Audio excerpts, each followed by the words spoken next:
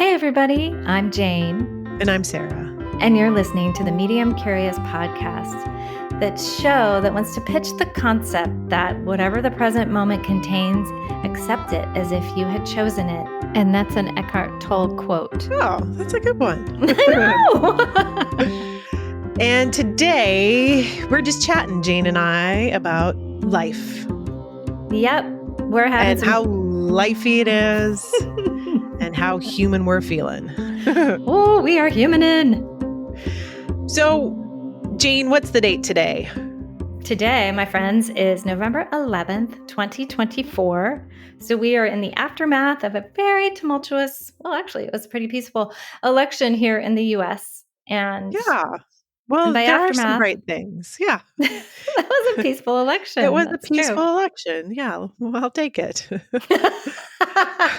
I'll take it.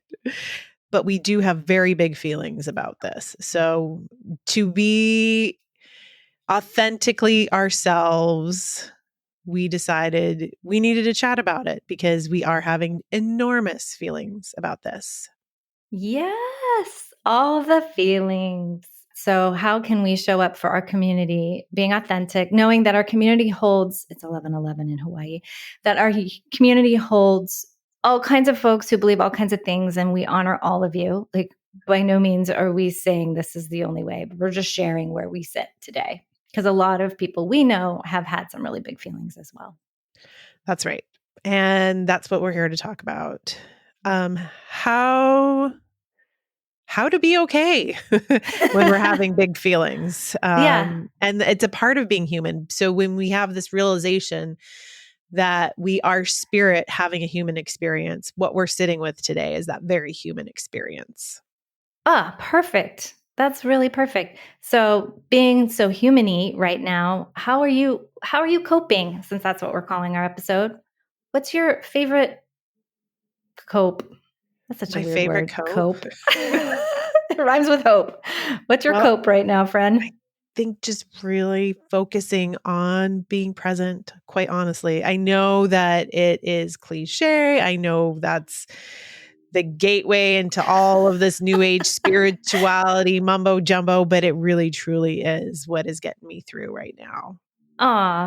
What is it? Present moment, perfect moment? There's so many good cliches. We could just pull them all up. What else we got? But why is that true, Sarah? Why is it true for you? Well, I think not worrying. So I think a lot of it, there's disappointment, there's despair, there's the feeling of kind of stupidity. Like, how could I hope? Like this feeling of hope that was buoying and so joyous. How could I be so stupid to like buy into that? Then fear, like what's the future, like climate, my gay friends, like all of that stuff, all of that stuff. Yeah. And it's way bigger than I have any solutions for. I can't solve any of this, but what can I solve? Just me right now in the present moment. That's it. Wow. Okay. So then we're pitching the present moment, which is true. It's really all we have. And then I wanted to talk about how the emotions were really swamping me this week. I thought it was okay. And then bam, I got hit because I glanced over at a headline and swamp. Yeah. And so then it was like, I'm in the present moment with a massive amount of rage. Yeah. So I was that person driving around the island screaming in my car. I had to sage my car afterwards. I was like screaming it out, feeling my feelings, rage, fear, blah, blah, blah, sage. So I bring this to you, Sarah, because I feel like that was my present moment had that in it. Yeah. And then I that's just where you're at. I wrote it out. And I think my main thing was cause no harm, right? Because I didn't want to bring it home to my family. Actually, first I went for a big walk up a big hill and I was like, this is going to fix it. It did not. So then I got in my car and I took a tour of, some errand that needed to happen at 8:00 at night. So it's like, how can we do no harm and feel our feelings was where I was at. Yeah. But that is, I guess I'm trying to find the question for you. So it's like the present moment holds everything, but still my mind wants to fix everything too.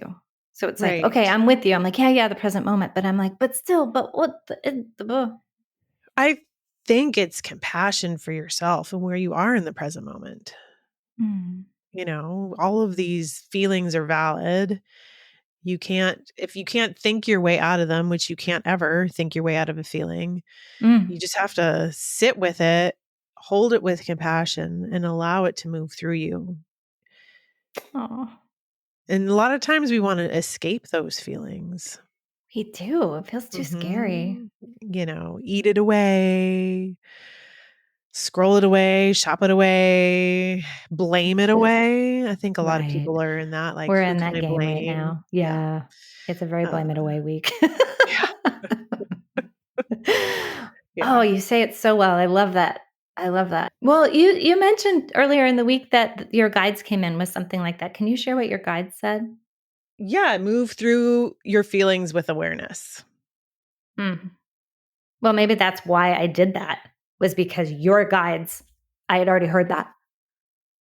Mm, Right. Not getting stuck in any emotions, letting them move through. I mean, because that's the thing. Being human, you're going to have the wide gamut of emotions. Things aren't always going to be exactly the way you want them. Plus, I think we have a real fear of the unknown. yeah. We have a fear of the story that we're telling ourselves of what things are going to be like. And we really want to have someone tell us everything is going to be okay. Everything's going to be all right. And there's not anybody to tell us that, really, and everybody's got to find that for themselves. They need to look inside themselves and find out, how can you be okay with yourself. And I think, just holding that space for people who don't have the ability to do that, like Mm, kids, yeah. or like all these people that we love, checking in with all the people that we love. That's been so sweet this past week. Like, hey, how are you doing? How are you doing? I'm thinking about you. I love you. I'm with you. I've actually heard from so many more people this week than I normally hear from, and it's been that kind of thing, which is always so lovely. How Yeah. about you? Well, I had started not really even knowing what I was doing or why, but some months ago, Archangel Michael started chatting to me, which felt like nuts. Like I'm like, new levels of nuts, crazy. I'm like, oh, so now you're talking to angels? Cool, Jen, great, awesome. Do that. Why don't you just put that on Instagram? Like seriously. So there's like always this part of me that's like, wow, you've really lost it. And then the other part of me that's like, well, if there's an angel talking to you, you should tell everyone else what the angel is saying. Like there's like these two very distinct parts of me. But what was really touching was I was like, I should ask Michael about this situation, like, whoa, I'm really in it. And my sister-in-law reached out and she texted me right as I was thinking, I'm going to ask Michael. And she said, all right, what does Michael say? And like, I didn't even know that she was seeing them or that she was engaged with it at all. Like it's, I don't always hear from her. So that was pretty sweet. So it felt like a call. And I was like, okay, Michael, what do you want to say? And, the main note was there is safety in your body. Mm. And I'll tell you, I know that's not me because I never feel safe in this body. And it's, my own trauma has created a situation where, like, as a woman, I very rarely feel safe in a body. So I can promise you that was a higher source that, that was coming through. And it was so helpful to me because now I have this like practice where I'm using my hip bones to ground to, which again sounds nuts, but there you go. So it's like, how can I ground to something inside this body? And he was also talking about the breath, and which of course is all somatic. So for this, this medium, and part of why I think I have the ability to be a medium is because I spend so much time out of my body, right? Like I'm like hanging out in other dimensions, not in this body. So for the last like 10 years, I've been slowly coming into my body, which I know is some place that you always hang out. And that's part of why I love hanging out with you, is because you're so embodied. But so that's my little journey this week of like, okay, I can be helpful. I can see what the man or the, it's not a man, even remotely a man, the angel with a man name. So yeah, so that's kind of what's been helpful to me, is to kind of reground into all of my somatic practices and go like, oh, this is really a time to be in a body. And what is that like? And then go from there. What about anything you've read, or is there any kind of sources of information that feel nourishing? Well, Perdita was talking about joy, unabashed joy, um, just raging joy, like dandelion joy. And I can find it in brief moments, and I do feel like joy is kryptonite. Joy against hate and fear Yeah. is Mm. pretty powerful. There's a lot of power in joy, but it's not easy to get there. Yeah. And it's not even, I don't even know. Like, there's also this thing about connection. I was walking home from dropping my daughter off at school the other day, and you could like sense all of the parents, everybody was feeling this heaviness. And I was walking home, and this older woman walked past me, and she sighed, and I sighed, and we recognized that sigh in each other. And she looked at me, and I looked at her, and I asked her if I could give her a hug. And she said, yeah. So we hugged for I don't know how long, several minutes. And I cried, and we comforted each other. And then it was a beautiful moment. It was a moment of connection. And I don't know if I'll see her again, but it was connection. I think it was moment in kindness, a moment in connection. And that's um, something that I just feel is really important right now, Yeah. maintaining kindness and connection. Fear is a tough one to deal with as a human. I've heard Marie Manucherry talk about fear, it not being real, that it's in this dimension, that it's only in this 3D dimension, and it's such a low vibration. And then I've heard um, Martha Beck talk about, well, what's the opposite of fear? The opposite of fear isn't safety. The Mm. opposite of fear is freedom. Oh, wow. So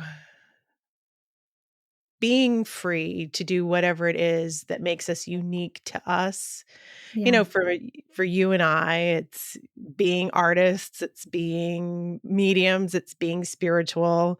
Yeah. For other people, like if all my LGBTQ people that are my family and my friends, them to have the freedom to love who they want, Yeah. that's so important to me, and for their happiness as well. Just that freedom. And it's just, that was interesting. It's not, the opposite of fear isn't safety, it's freedom. Just like holding on to that, being unique, Yeah. being and honoring that in everyone that I see. Beautiful. Yeah. Right. It's interesting because it's kind of the promise. It was kind of the promise on both sides. And so it is like just such a deep need that we have, is to have the freedom to express our truths and to express our love, like you say, and to be precisely who we are. So that just takes some courage. And then I think the community, I love your story of hugging that sweet neighbor. Like what? Community will circle as it needs. And I just had a similar experience at a meeting where someone, we also got slammed by COVID this week. So that was fun for us. And so I don't have it. I was in an outdoor meeting, but I wasn't hugging anyone.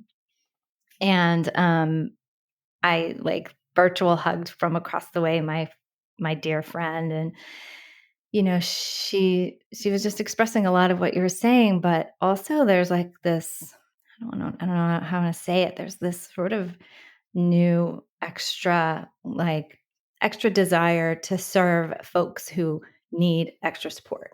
Oh, Like yeah. like Yeah. like fucking stand up is actually maybe how we said it, Yeah. and be in solidarity with anyone who's being treated poorly. So like all that responsibility comes forward, and so as like we're moving through our grief and our despair, I'll speak for myself, my grief and my despair, I'm like, okay, so what are my marching orders?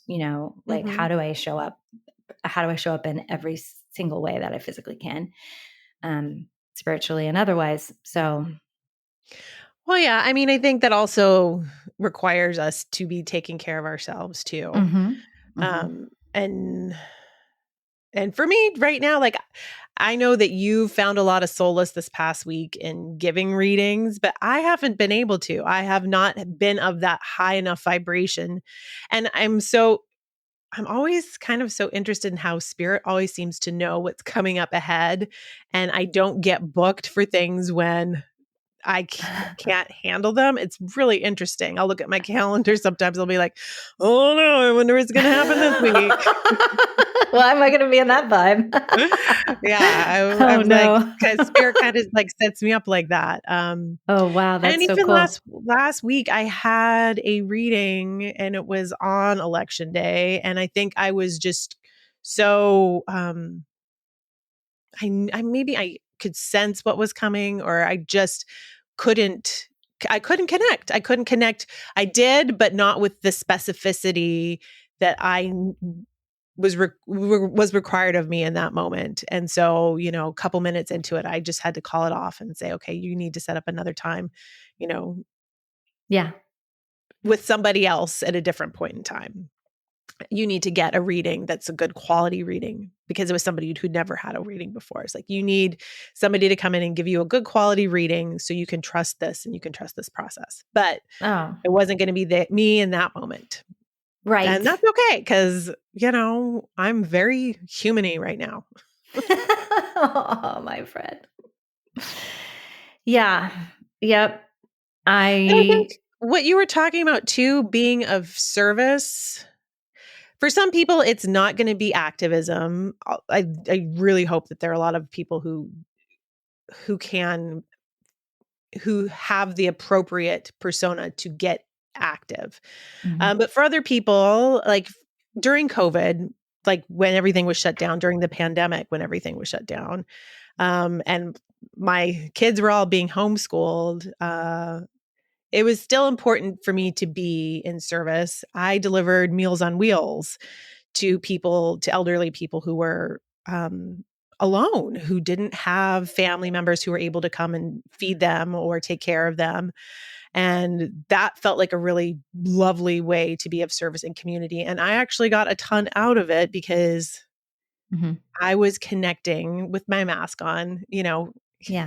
handing food to people who looked forward to me once a week delivering their food for them because it was a connection for them. And then sometimes I would take my kids with me and they got to see, how Mm. meaningful it was to people, and Yeah. that act of service and how important that feels in times of that act of service.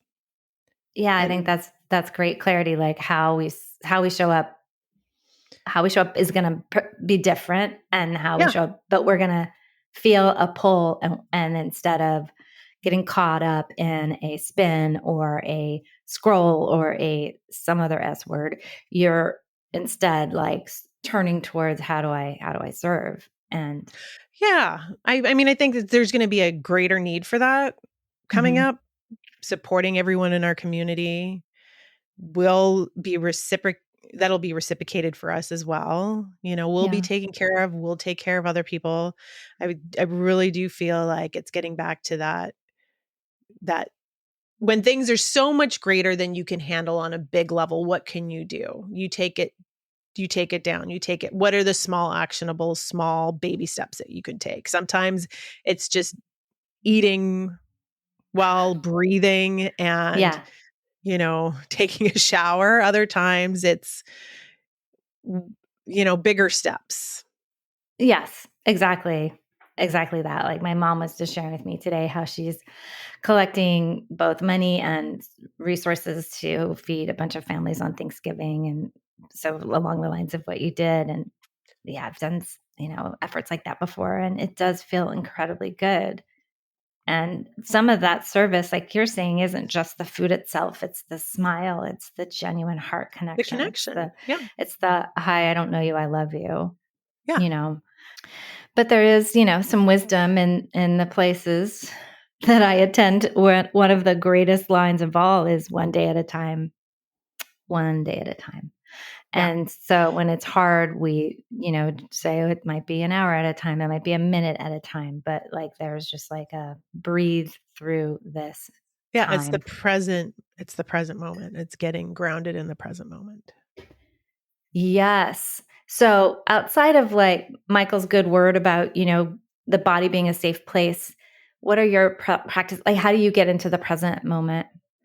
It really is like grounding into my breath, Mm, being aware of my body, my feet on the ground, where I'm sitting on the ground, feeling into my physicality. And it's coming back to the breath, coming back to the breath, coming back to the present moment, feeling the sun on my skin, yeah. um, appreciating, and it's appreciation for those small things.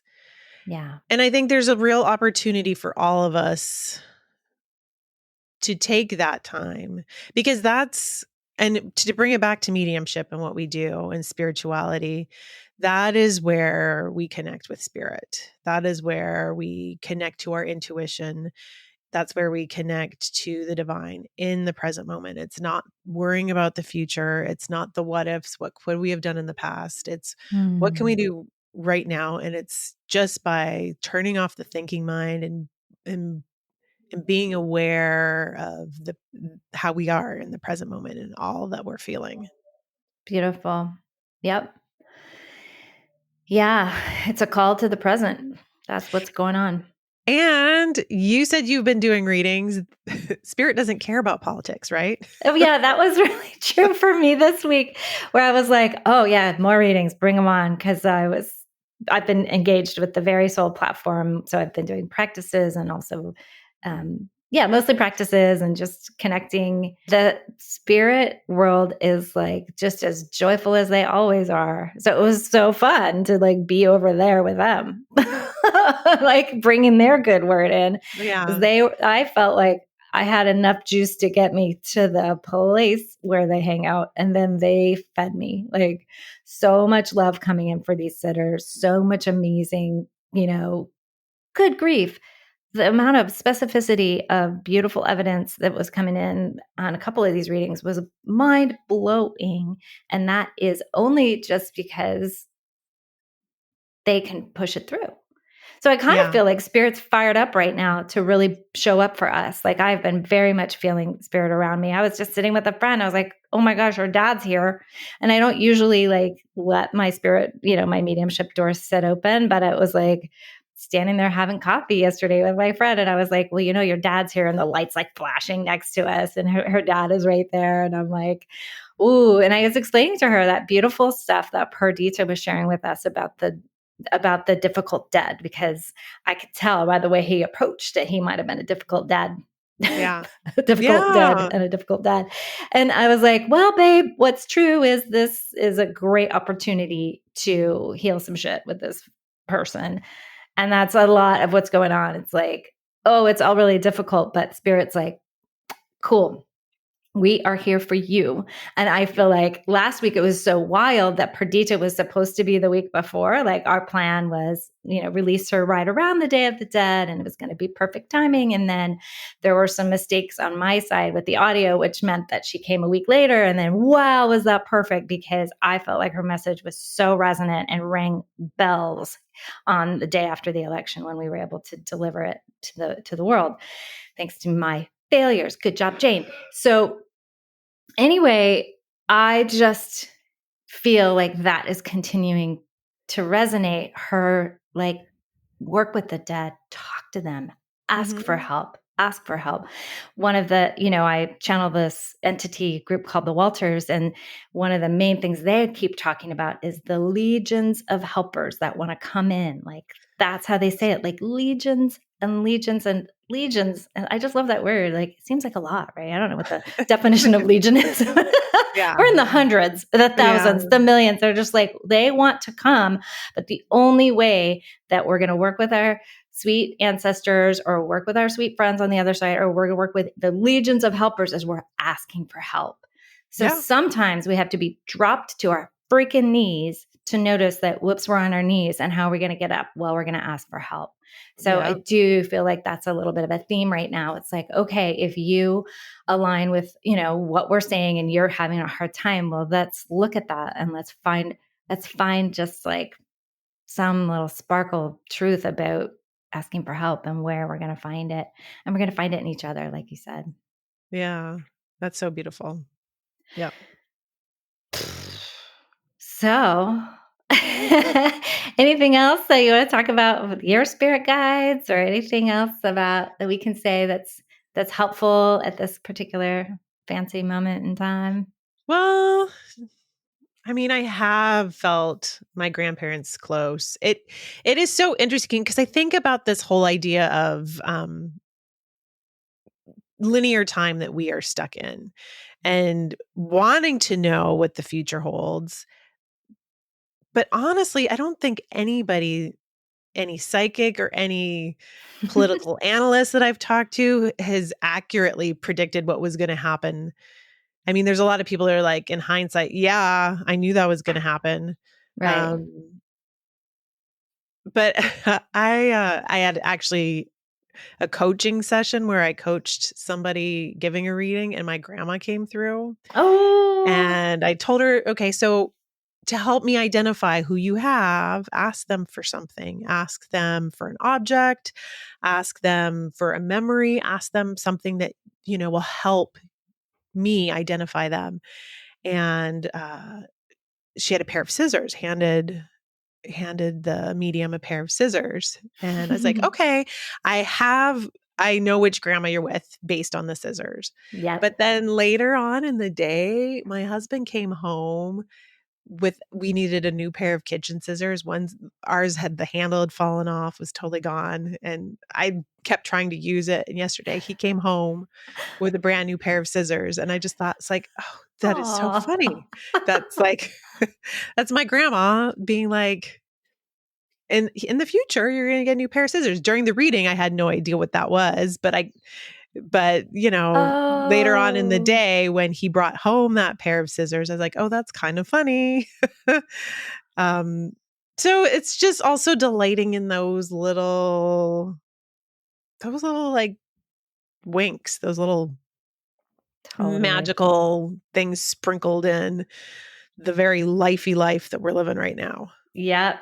Yeah, it's life soup for sure. I it's so funny. My grandmother came through too, because in a practice reading where I'm not just reading for someone else, I get the benefit of someone who's learning, and it was the same thing. It was like, she had a bunch of kind of, you know nothing specific, a lot of generic information, and then I said, well, yeah, like, I just don't know which grandmother you're with yet, kind of Yeah. thing. And then she brought through the fancy flowered print dress. And that is my grandmother on my Yeah. dad's side. I was like, okay, you got her. I know who you're with. This is great. And then she goes, huh. She just says, it's going to be okay. Oh, And which is what she always says to you about yeah. my son. But this was just, it's going to be okay. It's Like gonna that is be, like, yeah. it's going to be okay. And I was like, boy, I needed to hear that this week Yeah. too, I'll take especially it. from a reliable source, That's right. and Who's that's got a what's bigger picture. bigger picture. Yes, exactly. Mhm. Like we know that they know that we don't know, and they know, but we don't know, but they Yeah. know. So we like, it's a real good time to talk to spirit, because like like you mentioned, they're much more joyful, at least in our crowd. So anyway, well, it's just delightful to sit with you, Sarah, no matter what's happening in our lives. And I've always just loved your wisdom, and I really appreciate you sharing it with us today. Right back at you, Jane. Yeah, we'll quote Marsha. It's going to be okay. It's going to be okay. Or Yeah. not. But it will on the other side. Well, in the long story, we're in a bit of a stitch, as Perdita talked about last week. Like we're having a stitch. And I did want to add before we close that, from years, like prior to us getting on this podcast and everything else, especially when I would do baby readings, which is a reading where we find your baby on the other side and they come in. And they would always be like, man, they're scrambling to get in right now. Like all these babies want to get in right now. And like on a day like today, I'm like, whoa, that was why? That's brave. But there's something extraordinary afoot. That's what I want to say. Can I read you my tea bag? Sure. I just looked at this. Personal growth lies within the unknown. Courage permits you to explore this space. Woo! Right? Girl. Hello, Yogi Tea. Well, you were just talking about the unknown, and that's a lot of times where the fear gets all fired up. But to your point, in the present moment, there's nothing not known. In the present moment, you know just what you're looking at, just how you feel, just who's sitting with you, and you can go to gratitude.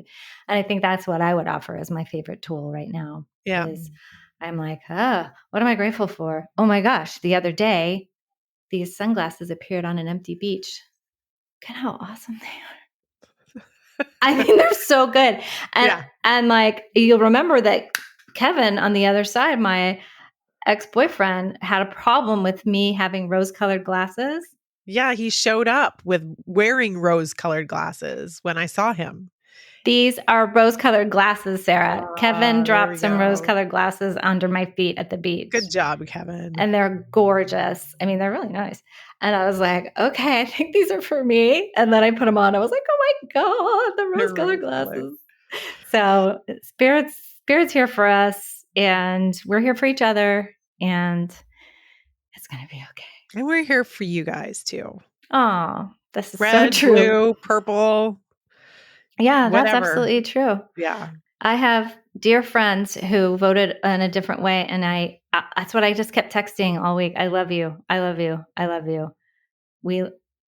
We have love, and that is all that matters, is there is love. And then the rest will be sorted out. I really, really, really believe that. So much love for all y'all. And couple things. We have only 2 more episodes left. The Monarch is going to be our last episode. So there's still time if you want to submit a Monarch story, some sign or synchronicity that proves that your loved one is loving you from the other side. Any other announcements, Sarah? Subscribe to our newsletter. So just go to mediumcurious.com, scroll to the bottom of any of the pages on mediumcurious.com and sign up to get our newsletter. And we promise we won't spam you. Because we're doing this season has 13 instead of 10, and then we're going to be taking a break for the holiday, and then we'll be back early next year. So you'll want to be on that list so you get the word about us coming back in season 4. Yes. All right. Good news. All right, dear ones. We love you. We love you. Lots See you of real love. soon. Bye. Bye. Medium Curious is made possible by Jane Morgan Editing. Sarah Rathke made the amazing music. Mixed by Podcast Engineers. And you can help Medium Curious by downloading the episodes and following our socials. And please subscribe to our newsletter on mediumcurious.com. And the dogs under the desk in Hawaii are Kalea and Domino. And Trixie in California.